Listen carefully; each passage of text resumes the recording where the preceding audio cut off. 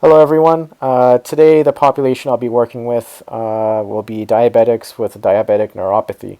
So first of all, what is diabetes? So diabetes is a chronic condition in which the body does not create any insulin. This would be the case for type 1 diabetics. And for the case for type 2 diabetics, this is when the body isn't using insulin efficiently. So this is what happens when your insulin resistance, as they call it, is very high. And this is due to, let's say, excess visceral fat, poor diet, or lack of exercise. So insulin is a very important hormone because if you don't have insulin, this is what causes a buildup of glucose in your bloodstream. And that's not good because that's what causes high blood sugars. And as you'll see, this is what causes things like diabetic neuropathy.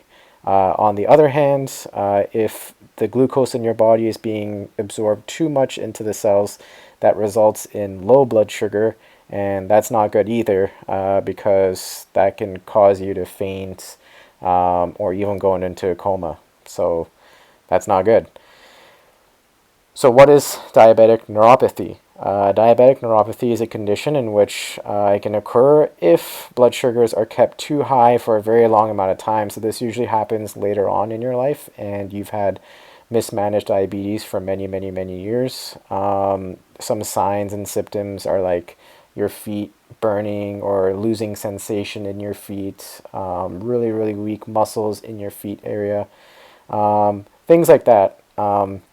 In more complex scenarios, neuropathy can also occur in the organs, and this can affect things like digestion, loss of control over your bladder, and even some problems with your blood vessels. So what's very important to consider even in the warm-up with working with a patient with diabetic neuropathy is you have to consider that they can't feel a lot of their feet or the muscles in their feet are very weak. So you want to either avoid weight-bearing exercises or keep them very limited. So something like the cycling machine here is very good for exactly that, rather than, let's say, having them go on the treadmill.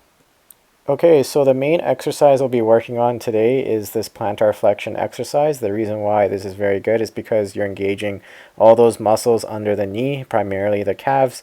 And for someone with diabetic neuropathy, it's very important to work these muscles here. So the main thing is to hold that contraction at the end and get a little bit of resistance using those bands. And if that's too hard, here's a regression exercise where you're just sitting down to avoid the weight-bearing side of it, and you're just doing calf raises off the ground. So same thing, hold that contraction at the top and work nice and slow. And lastly, the progression. This one's a lot harder because you have to stabilize using the balls of your feet on this ledge here. But same thing, hold the contraction at the top and stabilize.